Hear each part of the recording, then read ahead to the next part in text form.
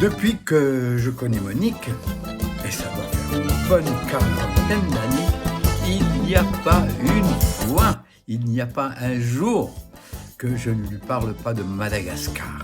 Et encore plus depuis les 5 dernières années que nous vivons ensemble. Alors, le circuit que j'ai choisi pour elle n'est pas un circuit touristique traditionnel. J'ai tracé un circuit plutôt basé sur ma vie d'enfance. Et évidemment, j'ai commencé par la faire découvrir la maison où j'ai grandi, que nous avons habité les 4 jours que nous avons passés à Madagascar.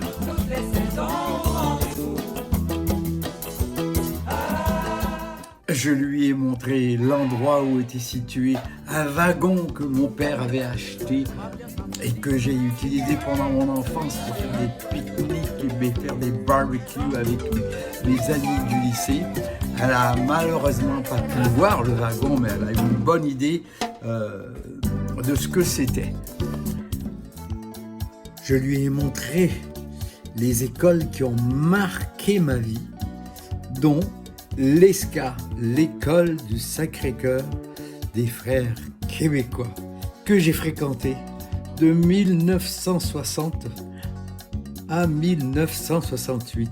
J'ai passé les meilleures années de ma vie dans cette école et ce sont les frères du Sacré-Cœur qui ont fait que je suis ce que je suis aujourd'hui.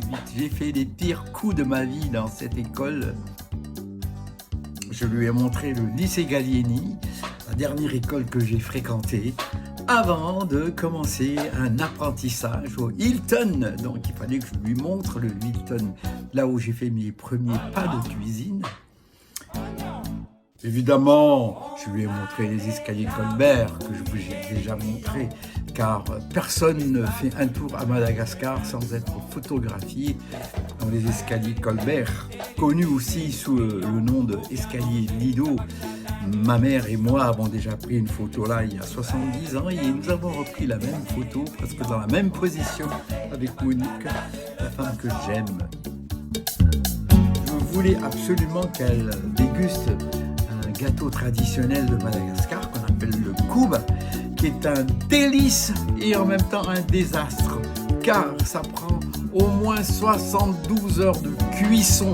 Alors imaginez le nombre de forêts qui ont brûlé depuis le temps qu'on fait le kouba pour les familles de Madagascar.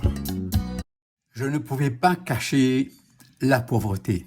Malgré la pauvreté qui est vraiment frappante, les familles et les enfants mendient dans les rues, font la queue pour acheter l'eau, imaginez-vous. Et cela lui a fait comprendre pourquoi je m'obstine tant à mettre autant d'énergie dans Cuisiniers sans frontières.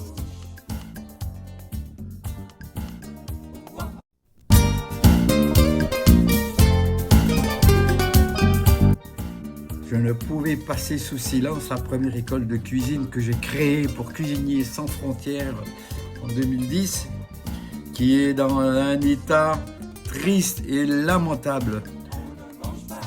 Voyez ce qu'était l'école en 2010.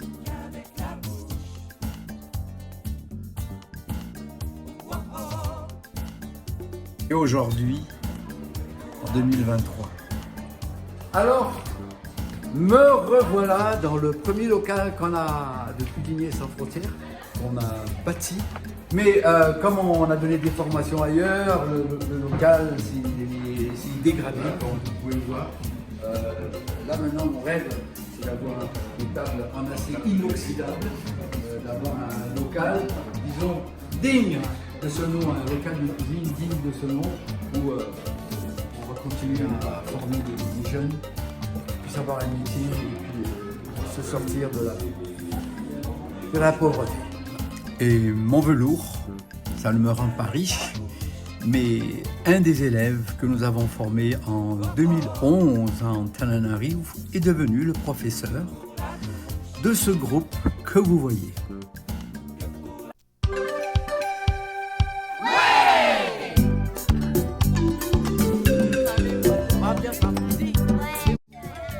Malgré la pauvreté qui est vraiment, mais vraiment frappante, il y a des très bons restaurants de mes amis Christophe Dabuzy et le chef Lalaine, le restaurant Le Marais, un restaurant digne de 10 étoiles dans le monde minimum.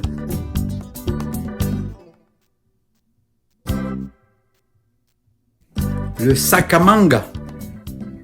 Et il y en a d'autres.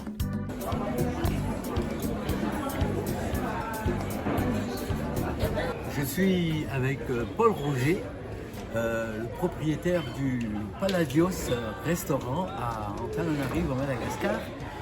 Et Paul Roger est une personne qui a aidé Cuisiniers sans frontières dès les premières heures.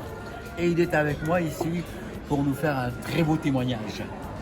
Merci, cher ami et cher frère Thémis.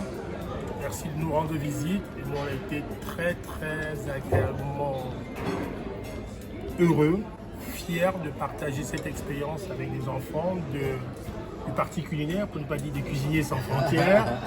Donc c'est un plaisir de nous rendre visite et de voir qu'est-ce que ça produit, les belles fleurs dont on a planté il y a quelques années de cela. Et nous en sommes fiers et seraient heureux encore de partager l'expérience. Merci Paul Roger. Merci. Voilà pour le voyage de Tananarive. Et là, nous sommes devant la 4x4 que nous avons louée pour aller à Morondave, en passant par le fleuve Tiribine, et qui sera le sujet de la prochaine vidéo. À bientôt!